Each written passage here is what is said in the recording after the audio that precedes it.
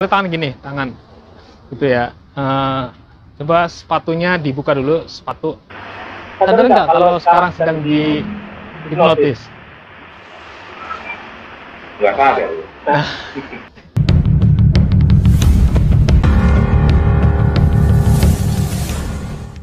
Assalamualaikum warahmatullahi wabarakatuh.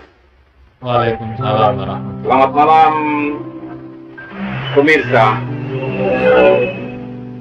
Di kesempatan malam Jumat ini, saya Widoyo Rizlun bersama rekan kami Bung Bro Dirit ya akan sedikit mengupas tentang keberadaan ilmu hipnotis. Ya. Bagaimana Bung? Ilmu hipnotis ini sebenarnya bagaimana menurut Bung Brodiri? Ya. Assalamualaikum warahmatullahi wabarakatuh. Selamat malam. Berjumpa lagi dengan kami di Brodirin Channel. Para pemirsa semuanya. Malam ini kita akan mencoba sedikit mengulas tentang apa itu hipnotis, tentang bagaimana seseorang mempunyai kemampuan mempengaruhi terhadap orang lain. Itu hipnotis ya. Jadi apabila seorang ini mempunyai sebuah kekuatan, sebuah pengaruh secara psikis, secara psikologis terhadap orang lain, ya itu tadi, orang lain ini akan mengikuti, akan terpengaruh apa yang dia perintahkan atau apa yang dia ucapkan. Itu tentang hipnotis gitu. Dan apabila ilmu ini dipergunakan secara positif, ya akan menjadi positif. Apabila ilmu ini disalahgunakan, ya akan menjadi hal yang negatif gitu. Ilmu hipnotis ini sebenarnya sangat mudah untuk dipahami gitu, secara ilmiah pun mudah. Bagaimana seseorang ini mempunyai sebuah daya, sebuah energi yang kuat, kemudian diterapkan atau disampaikan pada seseorang, seorang ini akan terhipnotis gitu. Hipnotis itu sebenarnya ilmu komunikasi. Bagaimana interaksi antara manusia dengan manusia yang lain gitu loh. Nah, apabila ilmu ini dipergunakan kepada orang secara negatif, ya akan menjadi sebuah kejahatan gitu. Semuanya tergantung dari yang menguasai ini. Pelaku yang melakukan menghipnotis seseorang ini lebih banyak kita lihat untuk melakukan suatu kejahatan. Oh ya, enggak juga gitu. Jadi hipnotis itu bisa dijadikan sebuah media, sebuah media terapi, pengobatan bisa gitu. Dalam ilmu-ilmu medis kan ada bagaimana membius seseorang dengan cara obat. Artinya dia menghilangkan kesadaran itu melalui jasmani. Nah, kalau hipnotis ini mempengaruhi seseorang melalui bawah sadarnya. Jadi kesadarannya ini akan diisi oleh seseorang sesuai dengan perintahnya gitu. Itu alam bawah sadar. Manusia kan terdiri dari 3 dimensi, jasmani, jiwa, dan rohani. Nah, kalau hipnotis ini bermainnya di ranah jiwa. Seseorang yang sudah menguasai ilmu jiwa atau di ilmu hipnotis, ya akan bisa mudah mempengaruhi sama seorang orang yang berjiwa lemah gitu. Itu akan mudah. Jadi intinya orang yang berjiwa lemah itu gampang terkena hipnotis begitu ya. Ilmu hipnotis ini apabila dipergunakan untuk terapi, terutama untuk terapi kesehatan, syaratnya satu, si pasien ini atau orang lain ini harus mau, syaratnya harus mau dihipnotis gitu. Kalau dianya menolak ya tidak bisa. Itu hipnotis. Artinya dia hanya bermain secara psikologis gitu ya, tidak dengan ilmu yang bagaimana tidak. Beda lagi kalau ada istilah, ada cerita, oh ini kena hipnotis nih, di jalanan, akhirnya sampai barang bandanya diambil karena dia terhipnotis gitu. Itu sebenarnya bukan hipnotis, itu lebih pada ilmu gendam. Itu sebagian daripada ilmu hitam, bukan hipnotis. Kalau hipnotis ini si pasiennya atau orang lainnya ini harus mau dihipnotis. Kalau gendam tidak perlu persetujuan daripada orang itu. Jadi bedanya di sini nih, hipnotis dengan gendam. Kalau hipnotis ini si pelaku dengan si terapisnya ini dengan pasiennya harus sepakat dulu, mau nggak nih, mau nggak ini diterapi, dihipnotis dengan terapi hipnotis gitu. Kalau dia si pasiennya ini mau, baru nanti bisa dihipnotis gitu. Tapi kalau gendam tidak perlu persetujuan, tidak perlu kesepakatan gitu. Karena kekuatan ilmu gitu, atau ilmu gendamnya ini itu beda, perilakunya beda, cara mendapatkannya beda gitu. Kalau hipnotis atau hipnoterapi ini ada secara ilmiah gitu, bisa dipelajari semua orang gitu, Bung.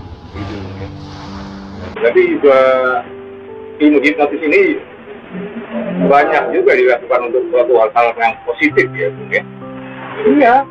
Biasanya kan dilakukan pada pasien gitu, misalnya untuk menghilangkan rasa sakit gitu, mau traumatik, menghilangkan fobia, itu melalui hipnotis. Hipnotis ini jalannya ke bawah sadar manusia gitu.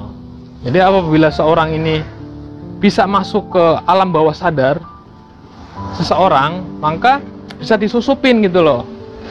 Nah, saat nyusupin inilah hipnotisnya itu disampaikan. Perlu diketahui untuk masyarakat umum, tidak semua hipnotis ini dipakai hal-hal yang negatif juga. Ya, tergantung dari pelakunya. Kalau pelakunya ini memang niatnya untuk kejahatan, ya dipakai untuk kejahatan. Untuk yang hal positif ya positif. Gitu, Bung Wistun. Contohnya gini, contoh nih, misalnya Bung Wistun, misalnya tangan gitu ya, coba sepatunya dibuka dulu, sepatu ya, coba ditunjukin ke kamera, coba diambil satu, Kaki? enggak, sepatunya, Sepatunya coba didadain gini, nah misalnya ini dilempar, enggak dilempar ke depan. Nah, kira-kira kalau itu barang berharga kita, itu sadar nggak?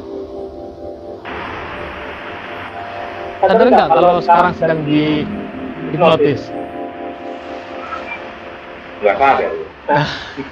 Nggak sadar. Nah,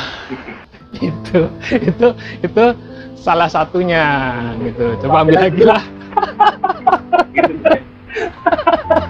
Jadi itu memang bisa terjadi masuk karena ke si orang lain atau si korban ya.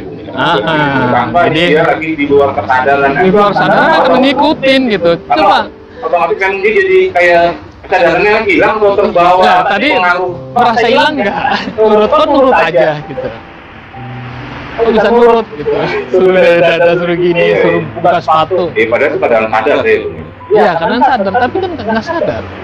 Artinya, saya mencoba berkomunikasi melalui frekuensi bawah sadar. Jadi Bung Wistun ini padahal ngobrol ya sadar, tapi kok bisa nurut gitu. Kenapa? Itu karena saya mencoba menggunakan komunikasi bawah sadar. Kalau komunikasi bawah sadar ini nggak bisa nembus, situ mestinya bertanya, ini maksudnya apa nih, gitu. Tapi kan tidak, situ sudah mutlak, artinya nurut, terbawa, sudah nggak mau protes lagi, artinya situ sudah terhipnotis. Itu salah satu contoh bahwa hipnotis ini adalah ilmu komunikasi. Apabila seseorang ini bisa membawakan pada seorang, kemudian untuk memotivasi, untuk memberikan pengaruh yang positif, itu salah satu dari hipnotis. Atau ada yang pertunjukan. Iya, ditonton orang, disaksikan orang banyak di film, di televisi, gitu Bu ya. Sebelumnya juga dengan kesepakatan, dengan persetujuan gitu. Tentunya dengan seni-seni pertunjukan gitu loh. Jadi dia melakukannya dengan persetujuan gitu, tidak istilahnya tidak dengan paksaan, tapi dengan natural. Naturalnya ini kenapa? Karena apa yang dia perbuat itu melalui bawah sadar. Coba kalau misalnya ilmu gendam, beda lagi. Kalau ilmu gendam ini misalnya saya tepuk begini, gini, terus udah hilang kesadarannya semuanya. Jadi korban hilang kesadarannya. Itu semuanya blank gitu. Itu banyak terjadi di Indonesia khususnya. Itu gendam. Bukan hipnotis. Kalau hipnotis itu dengan persetujuan gitu ya. Artinya ilmu komunikasi. Kalau gendam ini komunikasi searah. Artinya tidak dua arah. Kalau ini kan kita masih komunikasi dua arah. Nah, kalau gendam ini satu arah. Artinya dia hanya mengikuti semua apa yang diucapkan. Misalnya, ya intinya si korban ini, si korban gendam ini, dia sudah nggak sadar, blank gitu semuanya. Hilang kesadaran ya intinya. Bahkan diajak ngobrol juga nanti pelongo. Iya, hilang kesadaran intinya begini. Iya, makanya misalnya copot gelangnya, copot ininya gitu, ya bisa. Jalannya, marketnya hilang. Nah, pas dia berapa saat gitu, diajak ngobrol sama orang, dia juga masih pelongo gitu kan, masih blank. Setelah sadar berapa lama baru dia ingat, oh saya baru gini kejadian gini gitu. Itu bedanya gitu. Kejadian itu yang terjadi rasakan didapat di masyarakat kita gitu di Indonesia yang makanya kita bikin sedikit ulasan ini supaya bisa memahami bagaimana kita memahami teknis metode daripada hipnotis dan gendam gitu loh, supaya kita jangan salah paham terhadap hipnotis. Hipnotis adalah seni berkomunikasi sebenarnya, hipnotis itu.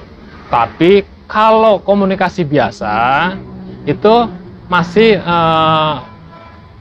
pada titik pola pikir gitu, normal gitu. Tapi kalau sudah pada daya hipnotis itu sudah masuk ke alam bawah sadar. Tapi berkomunikasi gimana? Kita ngopi dulu, ngopi. Nah, biarin hilang hipnotisnya. Jangan sampai saya terhipnotis karena gitu. Di luar dugaan saya ternyata Bung Roger ini bisa menghipnotis saya tuh. Saya nggak nyangka itu. Enggak, itu mah sekedar sedikit apa supaya bisa tahu, gitu. Bahwa lebih memahami intinya. Bahwa hipnotis ini bisa digunakan tergantung pelakunya. Tuh.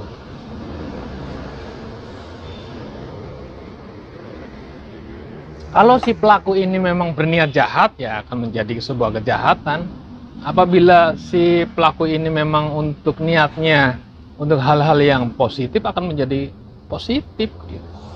Semuanya tergantung dari niat. Tapi harus si orang keduanya itu juga ini Bung ya, ada persetujuan ya Bung ya, untuk dihipnotis gitu Bung ya. Intinya ya. Kalau untuk terapi, kalau untuk terapi aja ya, itu yang harus ada saling persetujuan, iya. kesepakatan bahwa dia memang mau dihipnotis. Iya. Kalau dia nggak bisa sepakat, ya nggak terjadi. Yang tadi saya contohkan adalah ilmu dasarnya dulu. Jadi dasar hipnotis itu adalah seni komunikasi. Seni loh, seni komunikasi gitu loh. Artinya ada di situ ada hal yang positif gitu. Contohnya misalnya untuk untuk komunikasi gitu. Bisa masuk, Pak?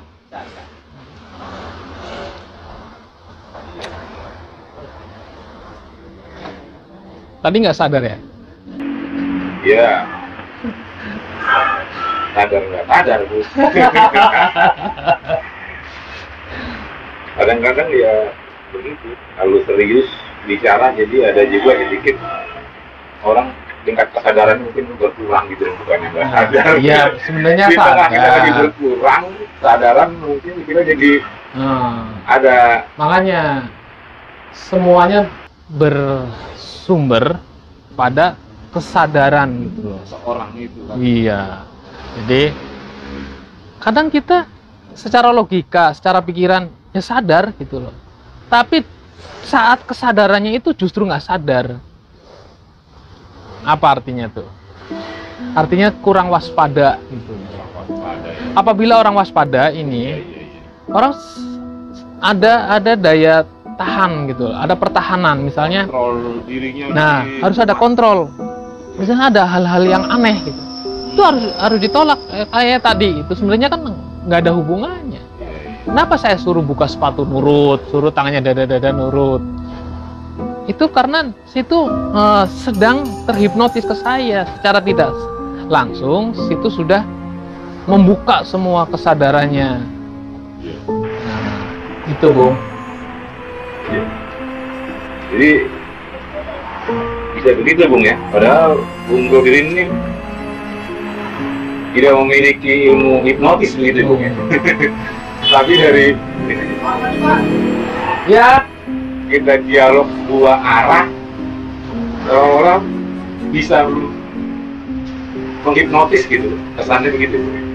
Itu tadi kembali bahwa hipnotis itu hanya seni berkomunikasi sebenarnya, dan ini harus bisa dimiliki salah satunya orang tua gitu, supaya gimana kita menyampaikan sebuah nasihat, sebuah saran pada anak-anaknya ini bagaimana supaya nurut. Ada seni-seninya gitu loh. Gimana kita bisa berkomunikasi dengan sahabat, dengan saudara, bahkan dengan musuh pun kita mesti ada gitu. Bagaimana kita mempengaruhi secara psikologis seorang ini gitu. Tentunya kan kita ingin menyusupkan pesan-pesan yang positif gitu kan, supaya orang ini paham, supaya apa yang kita harapkan ini sampai gitu loh. Tidak, istilahnya orang ini tidak apatis gitu ya. Semuanya bisa dilakukan. Artinya gini, semua orang bisa melakukan. Tapi mungkin tidak sadar bahwa orang itu dia melakukan sebuah hipnotis kepada orang lain, gitu juga. Bisa. Misalnya saya mencoba berkomunikasi dengan seni hipnotis terhadap Bung Wistun. Bung Wistun nggak sadar, dan saya tidak mengatakan situ saya hipnotis, tidak. Itu. Misalnya para namanya itu yang ahli pidato, orator, ya. Orator ini itu sebenarnya menggunakan komunikasi hipnotis pada khalayak, audiens semuanya itu akan terkesima. Iya, terhipnotis istilahnya. Ini ada seni-seninya. Bisa mendengarkan, paham, bisa menerima kata-katanya, ucapannya, begitu. Maka apabila seni ini digunakan sama orang yang niatnya positif, ya akan masuk positif. Apabila ilmu ini, ilmu komunikasi seni komunikasi hipnotis ini digunakan sama orang-orang yang niatnya untuk tujuan negatif, ya istilahnya untuk mempengaruhi orang gitu, ya orang ini akan ikut gitu. Makanya kita salah satunya ya waspada ini. Jadi untuk bisa kita memfilter apakah kita sedang dihipnotis seseorang atau tidak adalah dengan ilmu waspada. Ilmu waspada apa? Ilmu pertahanan jiwa. Ilmu bagaimana secara mental, secara pikiran itu tetap sadar. Artinya apa? Setiap ada komunikasi orang, kita jangan serap langsung, tapi gunakan logika, gunakan akal gitu. Nanti kita tidak gampang terhipnotis. Orang-orang yang gampang terhipnotis ini biasanya kalau sudah mengkultuskan seseorang, artinya sudah mendewa-dewakan orang, itu udah gampang terhipnotis. Dan kadang-kadang sampai akhirnya tidak mengindahkan hukum, tidak mengindahkan aturan atau benar salah. Kalau sudah terhipnotis, apa yang diucapkan benar udah. Nah ini kan jadi bahaya. Gitu Bung Wistun. Ya pemirsa, demikian sedikit hal tentang hipnotis dan kami kupas di kesempatan ini. Kita jumpa lagi pada kesempatan mendatang dalam tema yang lain bersama channel kami Bro Dilit. Assalamualaikum warahmatullahi wabarakatuh.